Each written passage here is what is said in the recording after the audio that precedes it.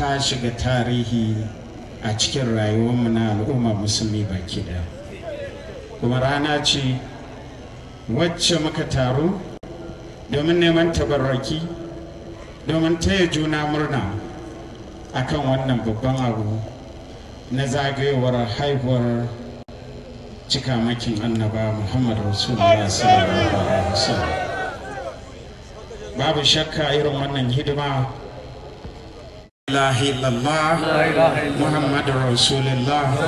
sallallahu alaihi wasallam. Yau wannan taro mai albarka, taro na maulidi, tunawa da haihuwar